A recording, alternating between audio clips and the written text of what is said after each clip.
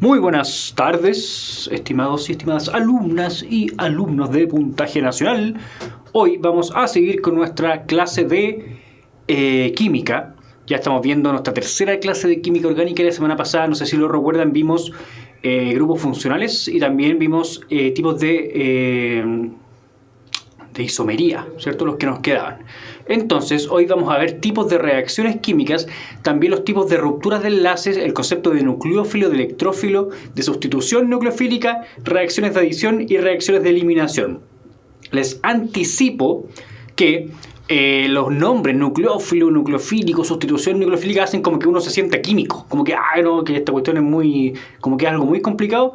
Como siempre, no se asuste con los nombres, ¿ya? Hay una lógica que es bastante simple y casi siempre el nombre yo creo que confunde por el tema de semánticos, o sea, fonéticos, perdón, semántico, fonético. Ya, como le respondo a don Joel Silva, esto sigue siendo común. Esta, si no me equivoco, nuestra penúltima clase de común. Después viene la clase de resumen y ahí, adiós. Pasamos a módulo electivo. Ya, nosotros la semana pasada alguien hizo una pregunta que era súper interesante, que nos quedó pendiente, que era una muy buena pregunta de hecho, que era el orden de prioridad, porque yo había pasado grupos funcionales y había pasado nomenclatura de grupos funcionales y en el fondo alguien lo que hizo fue preguntar ¿qué pasa si yo tengo más de un grupo funcional? ¿Qué pasa, por ejemplo, si yo tengo de todos estos que pasamos un ácido carboxílico y una amida? ¿Qué viene siendo la molécula, una amida o un ácido carboxílico? Y existe un sistema para asignar las prioridades, es decir, que está en esta tabla. Lamentablemente esta tabla tiene algunos tipos de grupos funcionales que nosotros no hemos visto y que no vamos a ver. Se los dejo, ojalá que la tabla nos ayude para que los puedan reconocer en caso de, pero nosotros por algo elegimos los que eran principales, ¿ya? ¿Qué aparece en esta tabla? El primer grupo es los ácidos carboxílicos. Es el grupo funcional que tiene su máxima prioridad. Es decir, que si ustedes encuentran en una molécula ese carbono que está ahí unido por doble enlace a un oxígeno y además unido a este OH, nosotros vamos a tener un ácido carboxílico y esta molécula va a ser sí o sí un ácido carboxílico, ¿ya? Y la prioridad va a ir bajando de aquí a medida que se avanza en la tabla. Viene una segunda página ahora, ¿ya? Me gustaría que reconocieran ya lo que es un ácido carboxílico. En este caso está el carbono con ese doble enlace a un oxígeno. Y no sé si ustedes lo recuerdan. Yo la semana pasada me fui pensando, si lo expliqué bien, de repente me confundo con la palabra. Me ha pasado varias veces. Que esto que está aquí, ¿cierto? Es en el fondo lo que hace un ácido carboxílico. Y yo les explicaba que hay unas figuras que son comunes en varias moléculas. Que por ejemplo este carbono con doble enlace a un oxígeno es el grupo carbonilo. Me fui pensando y no vi la clase para sacarme la duda si es que dije carbonilo o carboxilo. El CO, ese carbono unido por doble enlace a un oxígeno, es el grupo carbonilo y es súper común para varios de los grupos que hemos visto. Por ejemplo, un grupo éster, no sé si ustedes lo recuerdan, es muy parecido a un éter porque también tiene un oxígeno ahí que está separando dos cadenas, pero ese oxígeno está unido a un grupo carbonilo, que es ese CO que está ahí indicado, ¿ya? Si nosotros tuviéramos en una molécula un grupo éster y también un grupo ácido carboxílico, nosotros sabríamos que la prioridad la tiene el ácido carboxílico y esa cuestión va a ser un ácido carboxílico y no un éster. Va a tener un éster como grupo, va a tener en el fondo esto como un radical, en el fondo una cadena que va a salir que pueda ser el grupo éster. También tenemos otros, las amidas que nos aparecen ahí, también lo habíamos visto, tienen menor prioridad que los ésteres.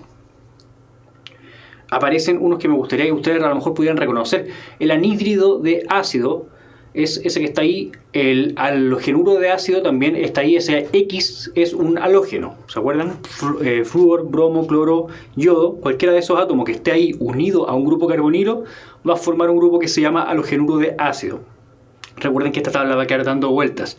Por algo hicimos esta selección la semana pasada de algunos grupos por sobre otros, porque hay varios. También les decía la semana pasada, hay varios, no son los únicos.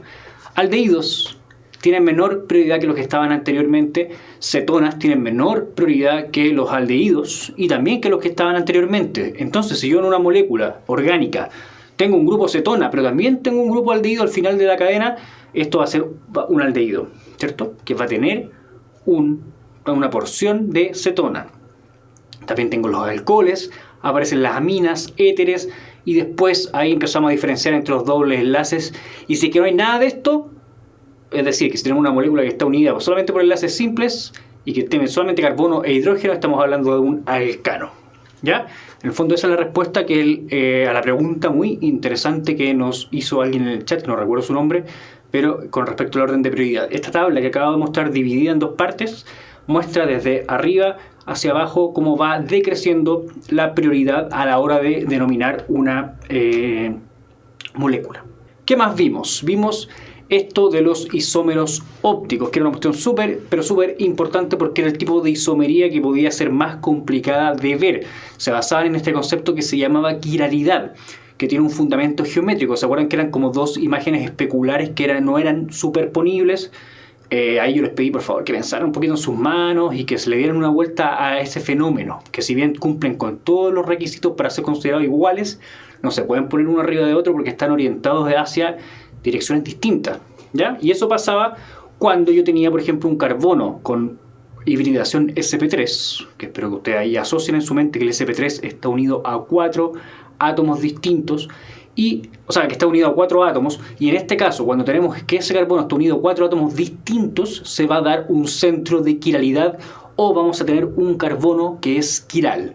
¿Qué significa que sea quiral? Significa que hay dos posibilidades de distribuir todos estos grupos en el espacio para poder formar dos estructuras que son, en el fondo, enantiómeros, ¿ya? Que son, en el fondo, isómeros ópticos, que es lo mismo. ¿Ya? Y hablamos un poquito de las prioridades también para poder asignarle cierto valor a estos grupos que estén unidos a ese carbono. Y hay una estrategia que yo se las mencioné en la clase pasada, que consistía en ir clasificando esa prioridad en base al número atómico del átomo que está unido directamente al carbono. Por ejemplo, en este caso yo tengo un carbono que está unido a un hidrógeno, a un cloro, a un flúor y a un bromo. ¿Ya? Entonces, lo que voy a hacer es la siguiente estrategia. Primero que nada, les pido por favor que me informen con respecto a los números atómicos de estos tres. Yo sé que este es el más chiquitito, pero estos dos de aquí se me suelen confundir, así que necesito que me ayuden. Como yo les he dicho, nadie sabe la tabla periódica de memoria y debería estar en la primera hoja de su PSU. Así que no tienen que entrar en pánico si es que les pasa lo que a mí me pasa ahora, por ejemplo, que no me acuerdo si era más grande el cloro o el bromo. ¿Ya? Así que alguien que me diga en el chat, por favor, ¿cuál de estos tiene un mayor número atómico? Por ahora, yo ya sé que hay uno que tiene el número atómico más chiquitito, que es el hidrógeno. ¿Ya?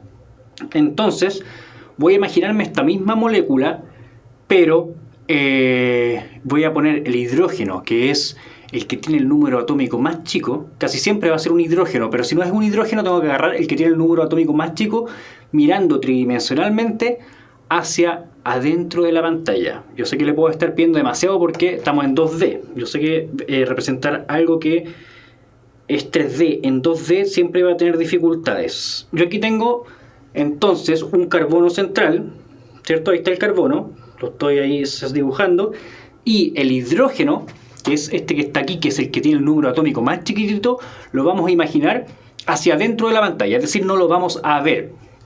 Entonces básicamente lo que vamos a hacer es girar esta molécula hacia allá, hacia el otro lado, para que el hidrógeno quede hacia adentro. Entonces, si esa cuestión se gira hacia adentro, ¿cómo me van a quedar repartidos el resto de los grupos? Me va a quedar aquí el bromo, al otro lado el cloro y al otro lado el flúor. ¿Se entiende? Perdónenme lo feo del dibujo, pero espero y por favor que en el fondo entiendan que lo único que acabo de hacer es girar esta cuestión un poquito hacia este lado para que este hidrógeno me quede hacia el fondo, hacia adentro, y no se va a ver porque está detrás del carbono que está en el centro. Entonces tengo esta distribución para el resto de los grupos. Si hago exactamente lo mismo pero con la molécula de abajo, que es en el fondo el otro isómero óptico, voy a tener que girar hacia el otro lado. El hidrógeno, que es el número más chico, el número atómico más chico, lo dejo mirando hacia el fondo y me va a quedar algo bien similar, ¿cierto? El carbono está acá, me va a quedar arriba el bromo, a la derecha el flúor y a la izquierda el cloro. ¿Se entiende? ¿Se dan cuenta en el fondo que me quedaron distribuidos de forma distinta el cloro con el flúor? Me quedó uno a cada lado en torno a este centro de quiralidad que vendría siendo el carbono. Entonces, ahora vamos a asignar prioridades con respecto a su número atómico. Yo les pedí que me dijeran cuál es el número atómico del bromo y me dicen aquí que es 35. Muchas gracias. ¿Por qué? Porque al ser el bromo 35 es el más grande de estos tres átomos, así que va a tener la prioridad 1. ¿Ya? El segundo, que me informan aquí que es el cloro, que tiene 17 de número atómico, va a poner el número 2 ahí, porque es el cloro el segundo, y el flúor, que es el más chiquitito, que tiene un número atómico de 9. Entonces ahí está nuestra prioridad. Primero el bromo, segundo el cloro y tercero el flúor. Vamos a hacer exactamente lo mismo con la molécula de abajo. Vamos a tener primero el bromo, segundo el cloro y tercero el flúor. Ahora, aquí es donde yo necesito que pongan atención. Tenemos esta cuestión distribuida en distinto orden de prioridad, porque aquí está 1, 2 y 3, mientras que abajo está 1, 2 y 3. Aquí es donde se plantean dos sentidos de giro, que en el fondo es seguirle la pista, nada más que seguirle la pista a este orden de prioridad. Yo sé que para poder seguir de forma secuencial el 1, 2 y 3 tengo que dar una vuelta de este tipo. Así, en esa dirección, ¿cierto? Entonces ahí paso secuencialmente por el 1, el 2 y 3. Ese giro, que es exactamente igual que el del reloj, en sentido horario, igual como gira la manecilla del reloj, se llama R. ¿Ya? Entonces este es el isómero R. Mientras que en la otra molécula, para poder seguir el 1, 2 y 3, voy a tener que ir de aquí hacia acá, hacia acá, hacia acá, hacia acá. Y si se dan cuenta, aquí voy al revés de las manillas del reloj, en sentido antihorario, y ese se llama S. ¿Ya? Entonces cada vez que ustedes vean una molécula que antes tiene un R o un S, es porque hay un centro de quiralidad y se hace esta estrategia, se le asignan valores de prioridad a cada uno de los grupos y con eso se ve en qué sentido se avanza crecientemente en el asunto de las prioridades. Me pregunta Sofía, ¿qué pasaba con el hidrógeno? El hidrógeno, en el fondo la regla general es decir que si hay 4 grupos distintos, el más chiquitito, el que tenga el número atómico más chico, lo vamos a dejar mirando hacia adentro. Es decir, que en estas moléculas no es que yo lo haya sacado, es que lo dibujé de una forma que el hidrógeno, en este caso, que es el más chico, está hacia adentro de la pantalla, está detrás del carbono. Entonces en esta notación yo no lo voy a contar, yo ya sé que ese es el número 4 en la prioridad. Así que con los 3 que me quedan, en el fondo voy a armar este sistema de giro para ver cuál es el isómero R y el isómero S. ¿Ya? Es simplemente eso. Sí tiene un fundamento geométrico que a lo mejor usted le está haciendo clic en el cerebro, que no es tan fácil verlo porque nosotros, como ya les decía, tenemos la limitancia que nos falta una dimensión para poder explicar esto. En 3D es mucho más útil. Ya, o mucho más fácil, perdón. En este caso, cuando yo les digo esconder el hidrógeno, no es sacarlo, es simplemente ponerlo detrás. En este caso, con esta molécula que está aquí en el espejo, sería mirarla de acá. Desde este lado, entonces el hidrógeno quedaría detrás del carbono. Así que queda escondido nomás. Y en el otro caso sería mirarlo del otro lado, hacia allá. ¿Ya? Entonces eso es, espero que no se compliquen de sobremanera o le den mucha vuelta a este asunto porque es un tema geométrico nomás. Como ya les decía, aquí en el fondo está lo mismo, es la manera de ordenar, de poder darle el nombre a estos isómeros. La diferencia entre estas dos moléculas, yo les decía, no es trivial, no es una cosita, ya, pero repartimos los enlaces uno para acá y otro para allá nomás. No, tienen ciertas propiedades que son distintas. No son muy similares, pero no son exactamente iguales. Y de hecho la forma en la cual se descubrió que no eran iguales fue poder, al darse cuenta algunos científicos que la luz polarizada se desviaba de forma distinta dependiendo de qué tipo de isómero era. Por eso se llaman isómeros ópticos. Y aquí está la famosa, la misma que le acabo de explicar. Cómo se nombra el 1, 2, 3 y 4. Se ordenan en base a su número atómico. Esto ya lo habíamos visto. Y esto que era súper importante, que era un ejemplo clásico de que esta cuestión no da lo mismo. Aquí hay una molécula de carbono que tiene un un átomo de carbono que tiene configuración sp3 y que tiene un centro de quiralidad y que no da lo mismo dónde queda distribuido esto. ¿Alguien me podría decir cuál es el carbono quiral? Yo se los voy a chamullar en este momento, pero debería ser este de acá, ¿cierto? Aquí nos está mostrando el hidrógeno, pero es en el fondo el único carbono que debería estar unido a 4 cosas distintas.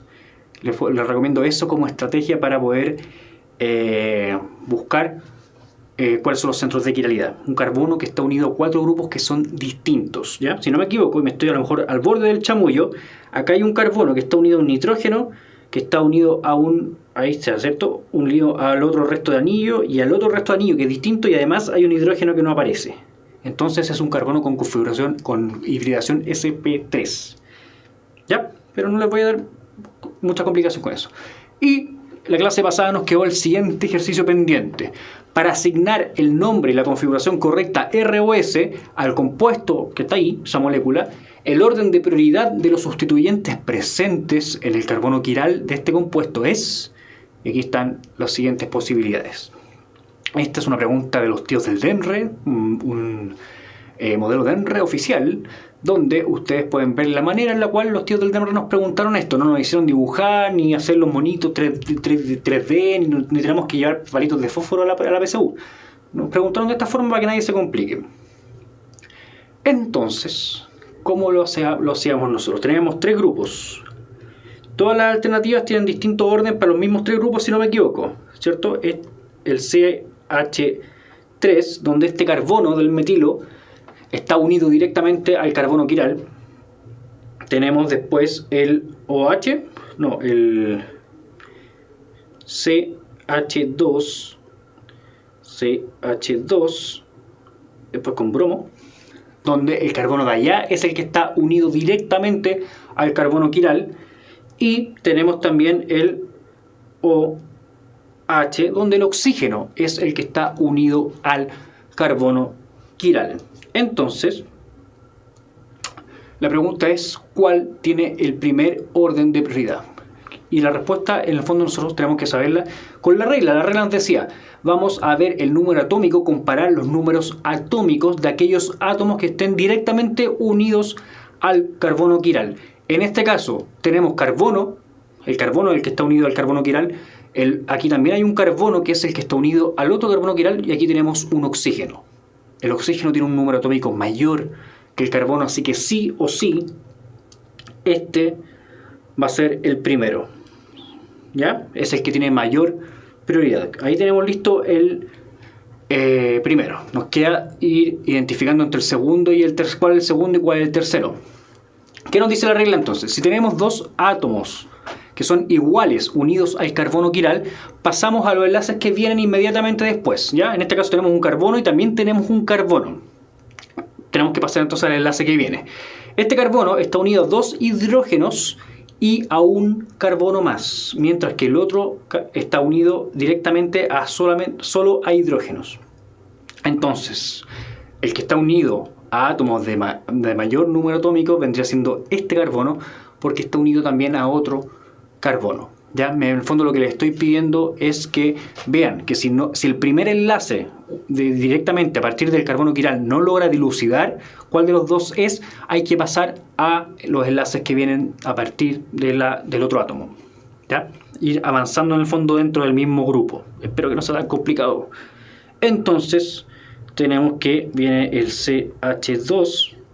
Corrí la CH2, CH2 bromo, y el último en nivel de prioridad es el CH3. Así que ahí tendríamos nuestra alternativa E, ¿cierto? Que es la que acabamos de ver. A ver, ahí sí, alternativa E, que es la que me habían dicho la mayoría por el chat, los que participaron de esta respuesta.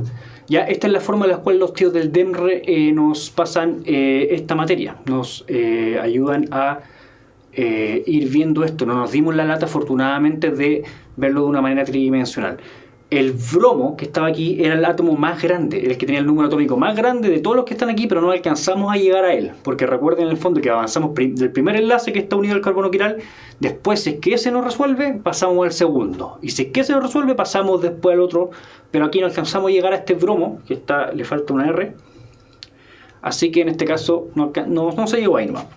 Entonces, con eso nos quedamos con la pregunta que quedó pendiente de la clase pasada.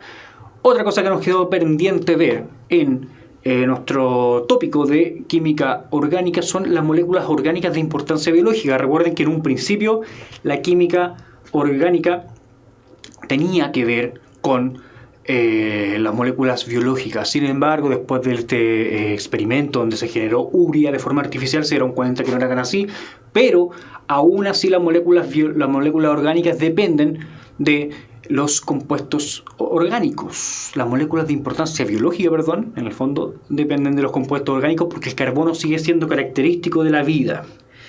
¿Qué dice acá?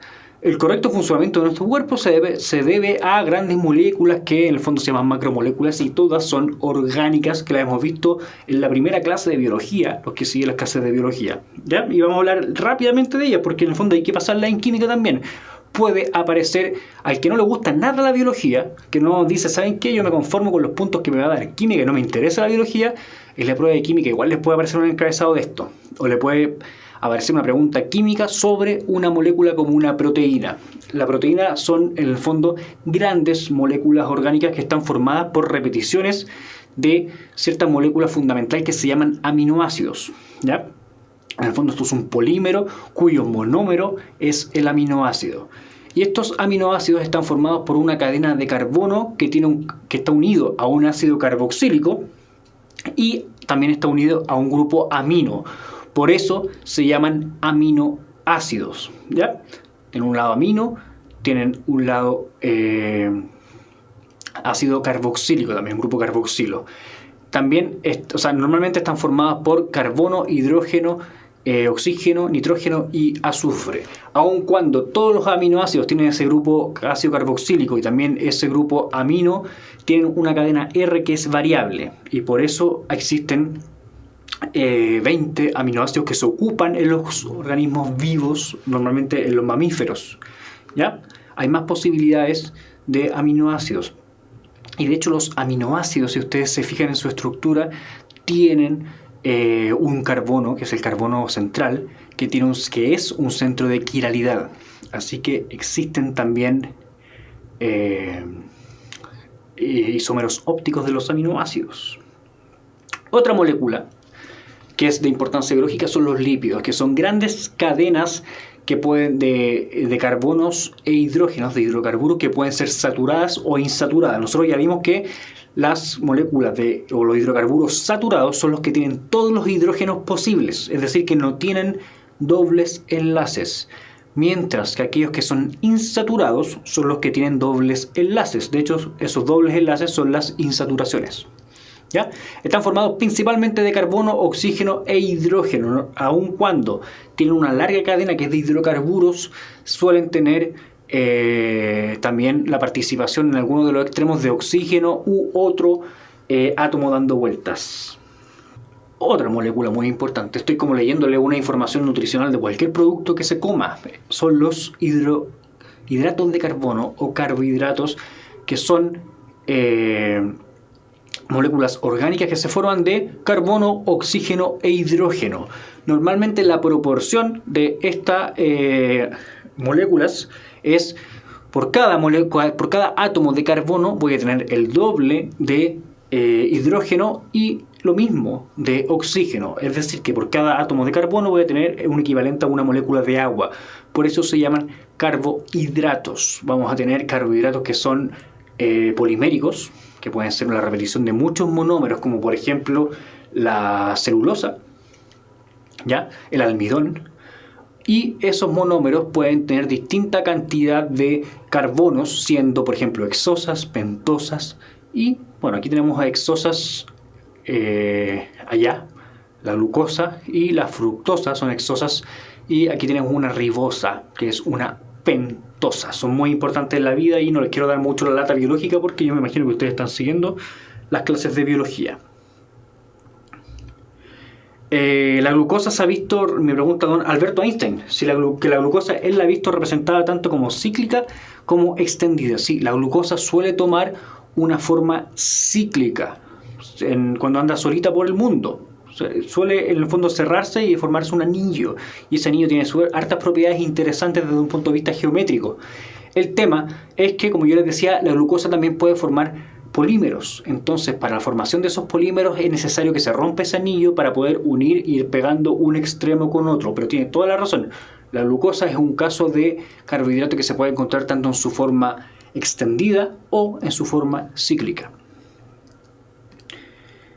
Todas estas moléculas que acabamos de ver, las tres, que en el fondo eran lípidos, proteínas y carbohidratos, pueden ser ocupadas como fuente de energía, ¿ya? Aun cuando nosotros ocupamos como fuente inmediata de energía los carbohidratos, posteriormente tenemos fuentes de energía que son un poquito más largas como las grasas, y idealmente no ocupamos las proteínas como fuente de energía. En realidad podemos ocuparlas todas, ¿ya? Por eso todas son parte de nuestra nutrición. Y ese proceso mediante el cual se obtiene energía se llama respiración celular, al cual le dedicamos varias clases en biología, que químicamente, si hacemos la fórmula de manera bien simplificada, es bastante más largo, lo vimos en nuestras clases de metabolismo, es muy similar a lo que ocurre en una combustión. En una combustión se toma un compuesto derivado del carbono, en este caso del carbono, se combina con oxígeno y esa cuestión se oxida el compuesto derivado del carbono hasta generar CO2, agua y la liberación de energía. Esto que hacemos nosotros con la glucosa, por ejemplo, o lo hacemos con alguna grasa, es lo mismo que, por ejemplo, se hace en una chimenea cuando se agarra celulosa de la leña, se combina con oxígeno y eso libera CO2, libera agua también, como gaseoso, como gas, como vapor principalmente por la temperatura en la cual está, y también libera energía, que es la razón por la cual nosotros estamos prendiendo la chimenea.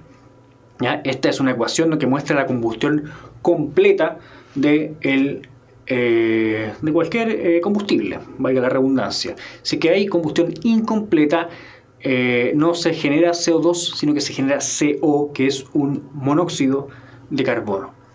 ¿Ya? Me gustaría que reconocieran eso. Nosotros normalmente hacemos esto mismo para poder generar energía. Y alguien que me preguntaba por el petróleo. El petróleo es una mezcla de hidrocarburos. Son varias moléculas distintas de carbono e hidrógeno que dentro de sus enlaces de carbono tienen guardada mucha energía que se ha ido almacenando por el paso de siglos, milenios. Entonces, lo que hacemos nosotros normalmente con los hidrocarburos es ir quemándolos para obtener la energía que libera en el fondo la combustión de ellos. Así echamos a andar un auto, así echamos a andar una planta termoeléctrica, o un montón, casi todos los procesos que echamos a andar dependen de la combustión de derivados del petróleo. Es una mezcla compleja, por lo cual esta mezcla debe separarse o sufrir un proceso de destilación en el cual se van separando distintos subproductos del petróleo, ¿ya? No es lo mismo la benzina que la parafina o que el combustible que ocupan los aviones, que no es lo mismo, se tiene que separar, ¿ya? No es lo mismo que el diésel tampoco. Por eso en el fondo se habla siempre de una mezcla. El petróleo en sí mismo es una mezcla. En esta reacción, dependiendo de la cantidad de hidrógeno y carbono que posee el hidrocarburo, se debe ajustar la ecuación, ¿ya? Siempre hay que preocuparse que la ecuación esté balanceada. Y eso es la materia de química orgánica, hasta, en el fondo, esa separación que nosotros hacemos arbitrariamente entre química orgánica como un ítem y reactividad en química orgánica, que es nuestro último tema que vamos a revisar en nuestras clases de módulo común. Las reacciones en general, y no solo las reacciones orgánicas, van a ser principalmente 3, aun cuando hay más, ¿ya? Así que y de hecho nos va a aparecer otras más en la próxima clase. Pero existen reacciones de sustitución, eliminación y adición. Una reacción de sustitución es simplemente cuando un grupo que está en una molécula, asociado por un enlace a un átomo de esa molécula, es reemplazado por otro, ¿ya? Es como sacar un integrante de un equipo, como cuando se hace el cambio en el fútbol, ¿cierto? Hay 11 jugadores, hay uno que dicen, ¿sabe qué? Paremos. Que entre otro porque está más descansado o algo así.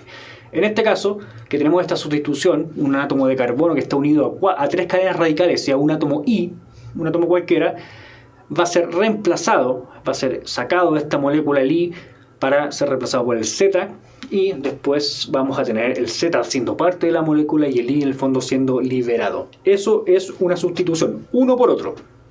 ¿Ya? Es un reemplazo. Por otro lado, una reacción de eliminación, que es la que tenemos en el segundo caso, cuando se retira o simplemente se saca un integrante de esta molécula y no es reemplazado por nadie.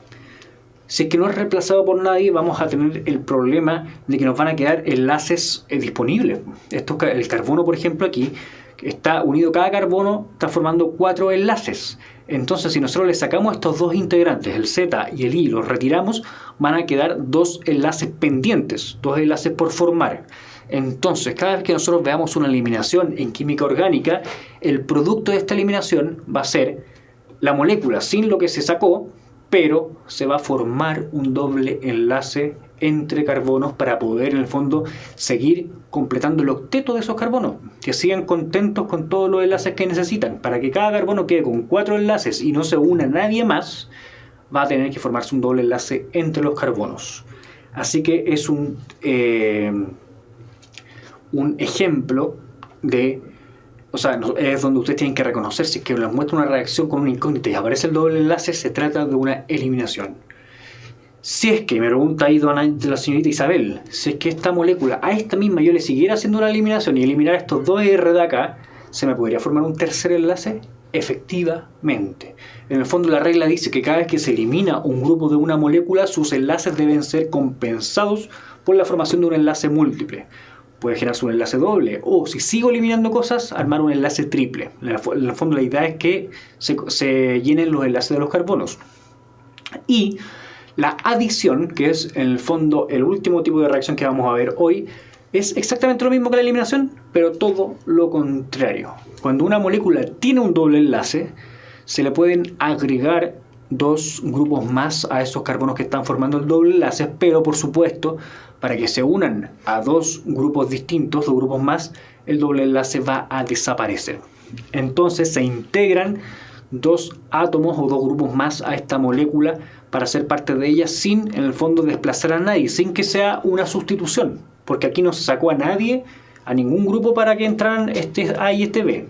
Entraron en la misma molécula sin desplazar a nadie, pero se tuvo que romper el doble enlace. ¿Ya?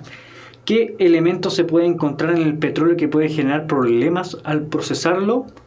No sé, pero hay un caso que está súper complicado, que es el de lo que pasó en Quintero el año pasado, que esta semana se supo, o sabía antes, no sé, yo lo supe esta semana, que fue producto del uso de un petróleo iraní, que era de muy baja calidad, que se liberó en Quintero y dejó la media escoba, en parte porque se formaron de ciertos derivados del azufre.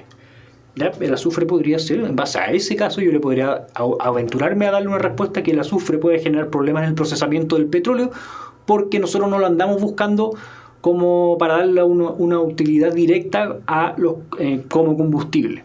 ¿Ya? Y en ese caso generó un montón de problemas ambientales. ¿Ya? Aun cuando yo defendí el estudio hace un par de clases, si no me equivoco, que hizo la Católica del Paraíso, cuando mostraron que esa cuestión amarilla que andaba en Quintero era polen.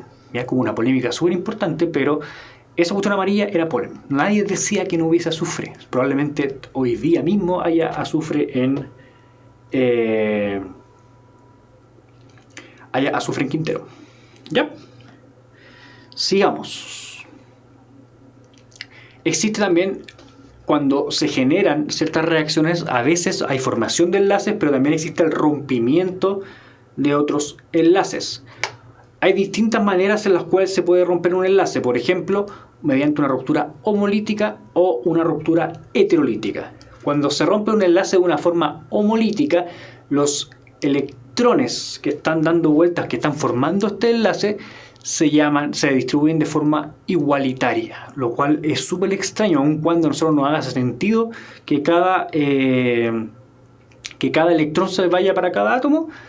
En realidad eso genera un problema importante porque genera un radical. Normalmente los electrones no andan solitos, ¿ya? Los electrones normalmente se asocian, se llenan los orbitales. Cuando tenemos un radical como este que está aquí, los orbitales en el fondo no están completos.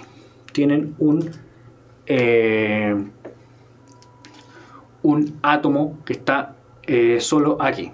Sigamos, perdón por la interrupción. Habíamos hablado un poquito del tema del azufre, que los ciertos estragos que dejó en Quintero al parecer, y habíamos pasado a hablar de los tipos de ruptura, ¿cierto? Ruptura o la forma en la cual nosotros podíamos romper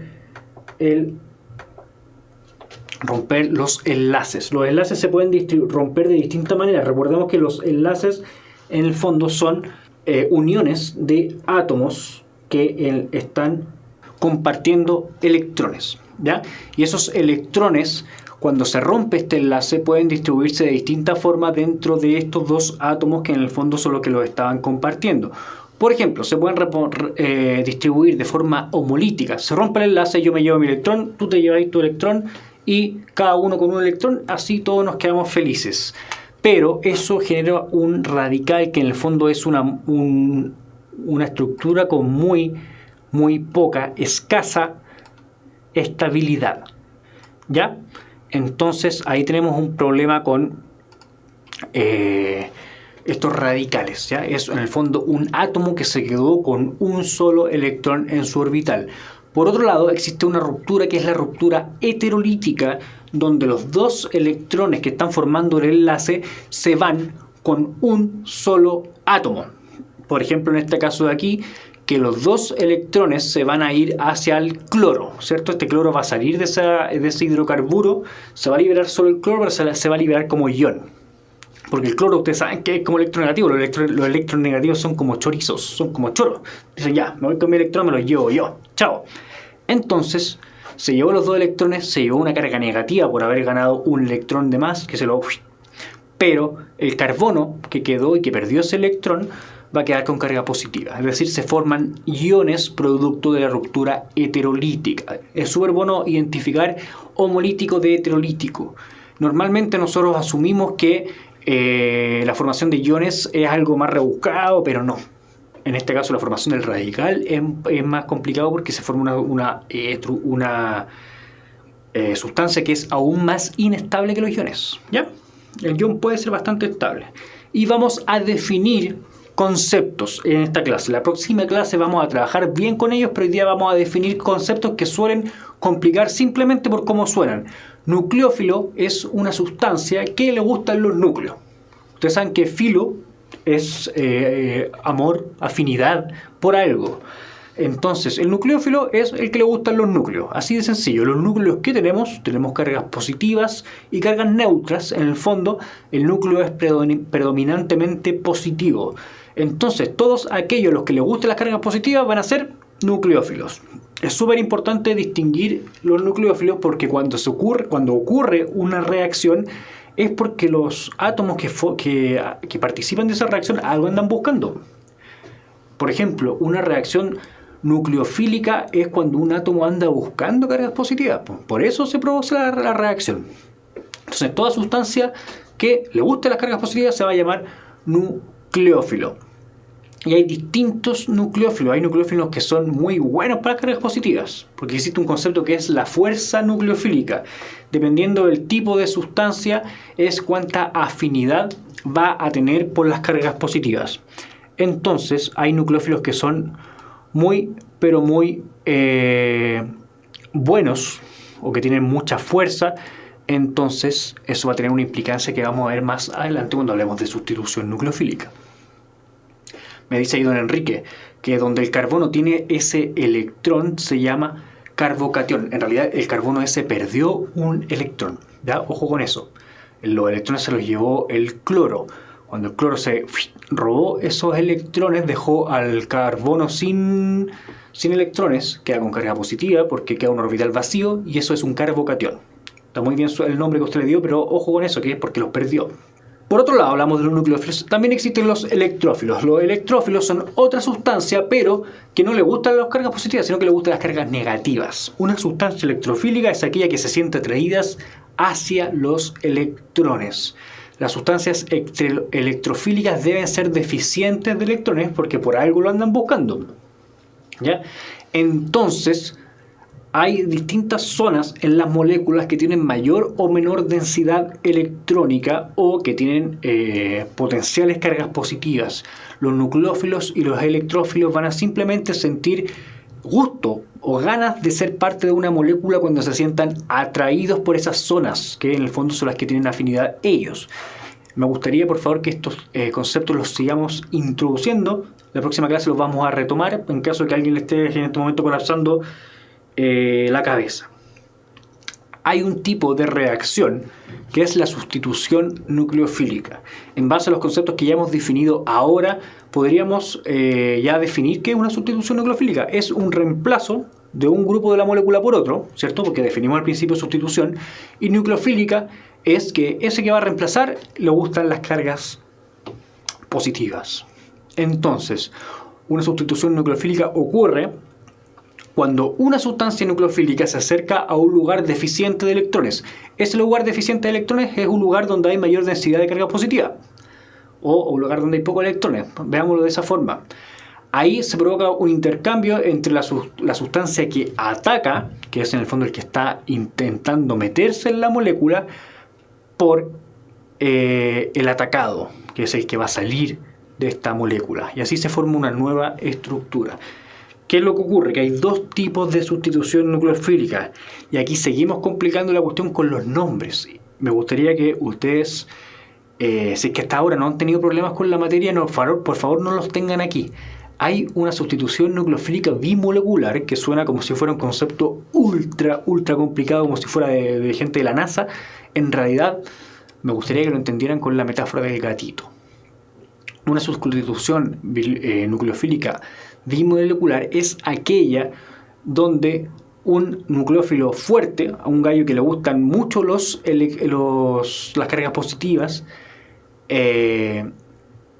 va a competir con un nucleófilo que ya está dentro de la molécula y lo va a desplazar. ¿Ya? Simplemente nosotros sabemos que la sustitución, por definición, es un reemplazo de un grupo por otro. Lo que dice la sustitución nucleofílica bimolecular es que en este caso hay dos moléculas que van a competir por ese espacio, hay dos grupos que van a competir por ese espacio dentro de la molécula. ¿Ya? Entonces, en algún momento yo voy a tener que las dos están ahí como metiendo las cabezas dentro de la molécula y la que sea más fuerte va a prevalecer y se va a poner en la molécula. En este caso, la metáfora del gatito. Hay un gatito plomo que está en su cama. Ya está tranquilito, nadie lo molesta, pero llega un gatito amarillo que también le interesa meterse en la cama. En este caso estamos hablando que los gatitos son nucleófilos y que la camita sería las cargas estos lugares de baja densidad electrónica. ¿Ya? Los dos quieren estar ahí. Lo que va a pasar es que el amarillo es un mejor nucleófilo, entonces va a meter la cabeza y va a ir ganando ese espacio, va a competir con el otro gatito y lo va a desplazar, lo va a sacar de ahí.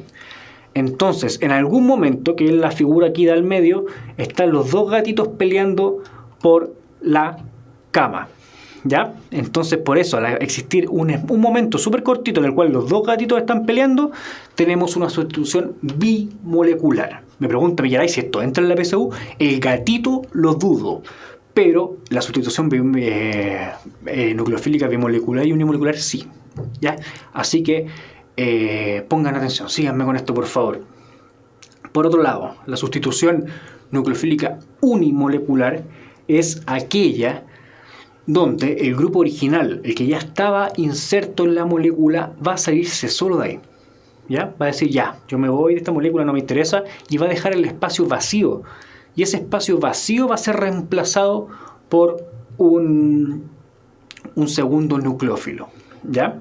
Entonces es como si aquí en la misma metáfora de los gatitos está el gatito amarillo que quiere meterse en la cama, pero el gatito este plomo de repente salió nomás. Dijo ya, yo dejo el espacio vacío y el amarillo va a venir a ponerse en la camita y no va a pasar nada. O sea, el resultado final es el mismo, pero el proceso mediante el cual se generan no es igual. De hecho, hay un momento donde el espacio o la camita queda vacía, que en el fondo es cuando se forma un carbocatión, ¿ya? Cuando un carbono queda con un espacio vacante. ¿Cuál es la implicancia de esto? Y es en el fondo lo que es muy útil. ¿Se acuerdan que al principio les mostré que existían nucleófilos con distinta fuerza? Hay nucleófilos que son muy fuertes y unos que no son tan fuertes. Para la sustitución nucleofílica bimolecular, que es la anterior, donde había competencia, siempre va a ganar el más fuerte. Pero en este caso, como no hay competencia, puede perfectamente un nucleófilo fuerte ser reemplazado por uno débil, porque no hay competencia. En ningún momento ellos están compitiendo por el mismo espacio. Así que hay que tener ojo con estos tipos de sustitución, ¿ya? Vamos a seguir viendo esto la próxima clase. Dejemos hasta ahí la materia. Tenía un poquito más de materia, pero lo vamos a dejar pendiente porque estamos medio cortos de tiempo. Por ahora vamos a ver un par de preguntas. Veamos esta. En la siguiente ecuación, ahí tenemos una ecuación, corresponde a una reacción D, y ahí ustedes tienen que ver. Pregunta de un modelo de EMRE oficial. Mientras ustedes me mandan su respuesta por el chat, les pido que observen. Hay una pista que es súper, pero súper... o sea, un detalle en el cual hay que fijarse. ¿Se acuerdan que teníamos y vimos por lo menos hasta ahora 3 tipos de reacción? Le dije que las 2 últimas que están ahí, que son reducción y oxidación, que son las 6 y la D, las vamos a ver en la próxima clase. Pero vimos las 3 de adición, sustitución y eliminación. ¿Se acuerdan que adición y eliminación tenían que ver con los dobles enlaces? Una reacción de adición era aquella donde en el fondo se metían nuevos integrantes a costa de los dobles enlaces. Desapareció un doble enlace y se metía alguien más. Mientras que una reacción de eliminación es una donde se va a sacar un grupo de la molécula y se va a formar un doble enlace. En esta molécula, si bien hay dobles enlaces, cosa por la cual todo es una trampita, que esta molécula tenga estos dobles enlaces aquí dibujados, los dobles enlaces no se alteran. No sé si se dan cuenta, pero la molécula de allá, que es un átomo, que es una molécula de benceno, tiene sus 3 dobles enlaces ahí dando vuelta y ni un drama. Ustedes ya sabrán que esa molécula tiene resonancia y esos enlaces están ahí deslocalizados y todo eso.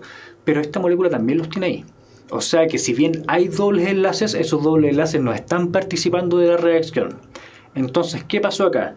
Lo que pasó acá es algo súper sencillo, y es que en este tipo de representación uno siempre tiene que preocuparse de los hidrógenos, y ese es un consejo en química orgánica. Cuando vean estos dibujos así con los vértices donde no se muestran los carbonos, nosotros sabemos que los vértices son carbonos, pero los hidrógenos no aparecen representados. Entonces, si aquí nosotros tenemos un carbono que está unido a con un enlace doble a otro carbono y con un enlace simple a otro, ese carbono, así como está ahí, tiene 3 enlaces. Es decir, que hay un enlace que no está siendo representado, pero está ahí, que es un enlace a un hidrógeno. Entonces, lo que pasó en esta reacción, si es que no se alteraron los dobles enlaces, es que se generó, en el fondo, una sustitución. Ese hidrógeno que está unido por enlaces simples se cambió por ese grupo metilo, y esta cuestión terminó siendo una sustitución que está ahí representada. Esa es una pregunta de un modelo de EMRE oficial. Veamos otra. Un compuesto X se asocia con ácido clorhídrico y se forma esta molécula de acá. De acuerdo a esta información, X es un hidrocarburo. ¿Qué tipo de hidrocarburo será? Con doble enlace, acetilénico, saturado, con 2 dobles enlaces, aromático. A mí, don Alberto, que no se formó ni se rompió un doble enlace. Efectivamente, la pregunta anterior, aún cuando la cuestión tuviera doble enlace, no se movieron esos dobles, siguieron como estaban. ¿Ya? ¿Qué pasó en esta molécula si tengo un compuesto X que reacciona con ácido clorhídrico y después mágicamente como que esos átomos de aquí terminaron dando vuelta dentro del otro compuesto? en el fondo es el ácido clorhídrico. Tanto uno puede suponer que tanto el átomo de cloro como el de hidrógeno se terminaron agregando a esta molécula. ¿Ya? Entonces lo que deberíamos hacer ahora es dibujar la molécula. Tenemos una molécula con 4 carbonos. Vamos a poner el cloro acá. Y deberíamos tener 9 átomos de hidrógeno. Hagamos los enlaces. 1, 2, 3, 4, 5, 6, 7, 8, 9. Están todos estos hidrógenos que no los voy a dibujar todos, chiquillos, disculpen. Bueno, ya los estoy dibujando ya. Ahí sí, ya estaba pidiendo disculpas, pero al final no costaba nada. Ahí está esta molécula, esto es un cloro, el último de acá. Esta es la molécula que terminó dibujada acá.